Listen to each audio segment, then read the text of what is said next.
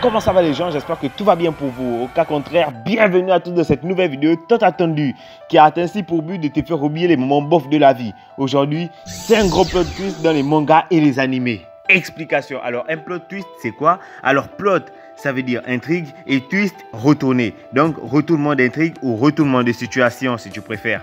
Il s'agit d'une action ou d'un événement qui survient au cours de l'histoire qui va presque totalement chambouler la continuité de cette dernière. Ou alors il s'agit d'une méga grosse révélation qui nous indique que depuis le début, nous ne suivons pas l'histoire sur le bon angle. Vous avez compris? Non? Bon, pour ceux qui n'ont toujours pas compris, dites-vous juste que c'était un méga gros truc qui arrive au cours d'épisode où on se dit « Wow, putain, c'est quoi ça ?» Tu vois, personne ne s'y attendait. Voilà, c'est ça. Maintenant que c'est dit, Hike!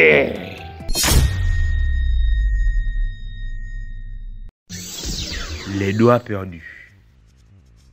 Pour remettre les choses dans leur contexte, Betum ou Ptum est un anime isekai où le perso principal Sakamoto est un jeune homme de 22 ans au chômage qui a arrêté ses études et qui est le joueur le plus chaud du Japon au jeu Betum. Un jour, à son réveil, Sakamoto se réveille sur une île tropicale et réalise par la suite qu'il se retrouve coincé à l'intérieur de son propre jeu favori, Betum. Pour pouvoir s'enfuir, tous ceux qui sont coincés à l'intérieur du jeu doivent s'entretuer car oui, il n'est pas seul. Ils ont des sortes de cristal sur les mains.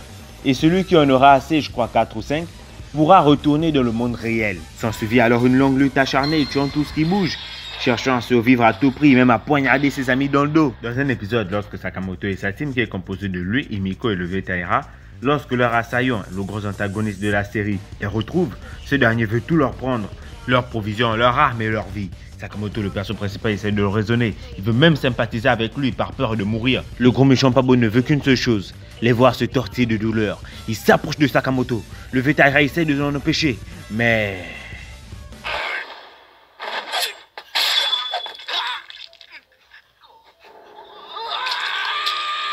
il s'est fait couper les doigts. Purée, il se fait couper les doigts. Sakamoto intervient, mais se prend un coup de pied sauté et tombe du bâtiment dans le vide. Ça va être la merde pour récupérer cette puce. La disparition de la forme divine. On est en plein arc tournant du pouvoir au climax du combat Goku-Jiren. Apparu pour la toute première fois lors des épisodes 109-110 de la série Dragon Ball Super, ici le Mega Tennogoku atteint sa forme ultime, bien plus puissante que toutes ses autres apparitions. Que ce soit premièrement face à ce même Jiren ou face à Kefla, jamais il n'avait atteint un tel niveau de perfection. Tout est au rendez-vous, les couleurs, les OST, l'animation, juste incroyable. Les machines de l'animation comme Atsushi Nikaido et Naoki Tate. Pendant un court instant, Goku réussit à surpasser Jiren. Après que ce dernier a essayé d'attaquer les amis de Goku, ce dernier a pété un câble et l'a envoyé un Kamehameha des plus puissants qui laissa Jiren dans la position de PLS en position de faiblesse. Goku s'approcha alors de Jiren, le regarda. Jiren, ce dernier, lui demanda alors pourquoi est-ce qu'il ne l'élimine pas afin de gagner le tournoi et de l'achever. Goku répondit alors, il dit alors à Jiren, j'imagine que quelqu'un de si puissant que toi devrait savoir de quoi je parle, non? Je me trompe ou pas? Pour celles et ceux qui n'ont pas compris ce que Goku a voulu dire par là, c'est dans le sens que je ne peux pas attaquer un adversaire qui n'est plus capable de se battre ou de se défendre. Goku prépare une boule de ki pour faire sortir Jiren de l'arène. Et plutôt que de le faire sortir net, il perd du temps. Et franchement, je le savais qu'un truc allait se passer, je le savais. Et ce qui devait arriver, arriva.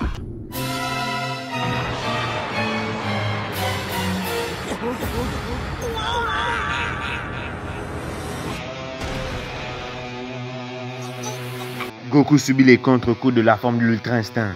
Retournement de situation, bah, je sais pas vraiment vu que je savais déjà ce qu'allait se passer. Je ne savais pas tout dans les millimètres près, mais je savais qu'un truc du genre allait arriver et voilà ce qui s'est passé. Tu te dis, mais purée, pourquoi est-ce que Goku perd son temps à parler avec lui, à le regarder? Je me disais ça, je stressais, de grave, et on a eu droit à ça.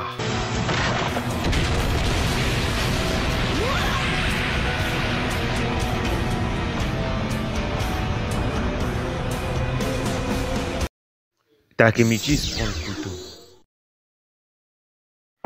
Le 3 août 2005, au sanctuaire Musashi à Shibuya, un élève de 3e se faisait poignarder.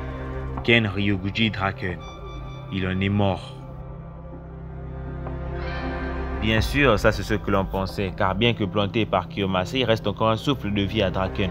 Takemichi, venu du futur pour empêcher la mort de Draken, s'empresse d'emmener ce dernier à l'hôpital, accompagné d'Hinata, sa petite amie, et d'Emma, la fille qui est secrètement amoureuse de Draken. Mais, hélas...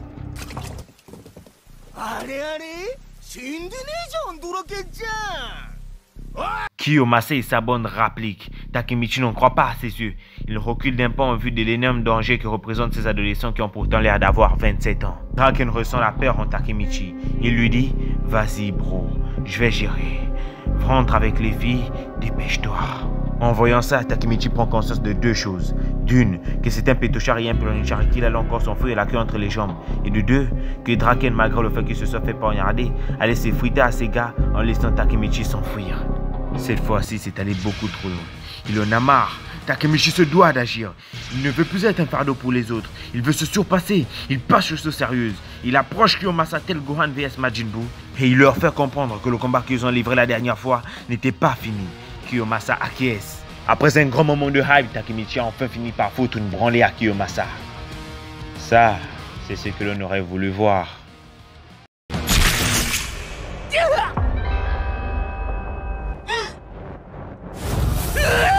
Oh là là là là là là. Ah, je l'avais pas vu venir celle-là. Moment de hype, rédemption du personnage, détermination à toute épreuve, tout ce qu'il faut pour qu'on se dise que là le perso principal va enfin faire un truc et pouvoir foutre une branlée pour en finale nous donner ça. Incroyable. L'anime qui a mal tourné.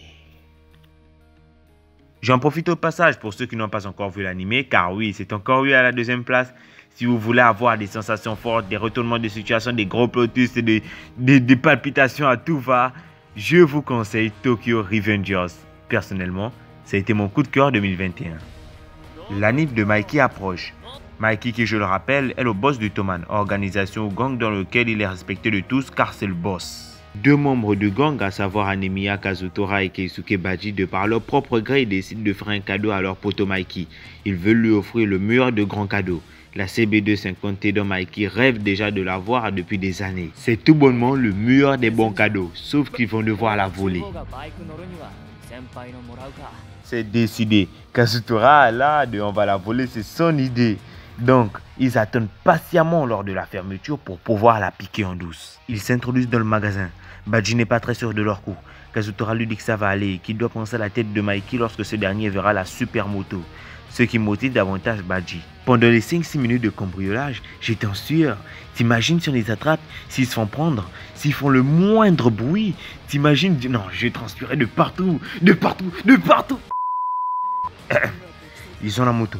Kazutora va ouvrir les volets pendant que Baji lui tient la CB250T. Mais...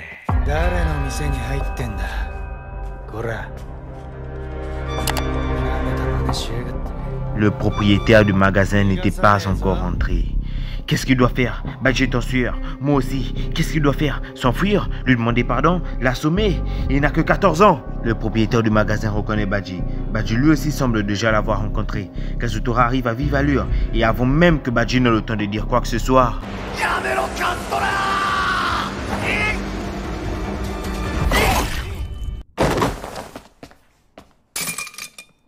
Kazutora l'assomme d'un coup violent porté derrière la tête.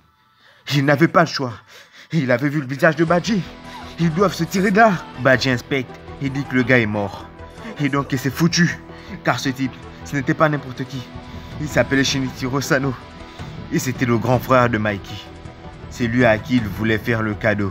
Et que la moto CB250T qu'il voulait tant était celle de son grand frère qu'il adorait. Ce jour-là, deux adolescents se faisaient arrêter. Anemiya Kazutora et Keisuke Baji. Sous les yeux ébahis de Mikey qui ne comprend absolument rien à la situation. En voulant lui offrir le plus grand des cadeaux, il lui a arraché la seule personne qui compterait vraiment à ses yeux.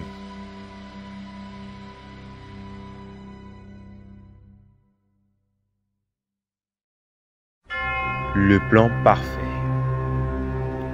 Vous connaissez tous le cultissime manga Death Note de Tsugumi Obe de Takeshi Obata, rempli de plot twists les plus fous les uns que les autres et toujours plus fous. Mais il y a un plan en particulier, un plan de fou malade qui m'a toujours claqué, qui m'a toujours donné des frissons même jusqu'à maintenant. Je parle bien évidemment du moment où Light Yagami retrouve le Death Note ainsi que la totalité de sa mémoire liée à son utilisation dans le 7e tome du manga. Il y a un moment où Misa Amane / la petite amie de Light a merdé et à cause de ça, Light est encore plus soupçonné qu'au départ. Se retrouve alors obligé d'innocenter Misa tout en s'innocentant lui-même aux yeux de elle et de la cellule d'enquête. Light décide donc de se faire emprisonner par elle qui fait des mises à l'épreuve pour pouvoir voir si Light est vraiment Kira ou pas. Mais il est solide, ne fait lui pas, il suit son plan à la lettre et de toute façon il finira par renoncer au droit de possession de Death Note ainsi que de perdre sa mémoire liée à son utilisation. Vu qu'il a renoncé au droit de possession de Death Note et aussi à sa mémoire, il est donc blanc comme neige. Il intègre la cellule d'enquête chargée de poursuivre Kira. Un nouveau Kira fait son apparition à la personne d'Iguchi.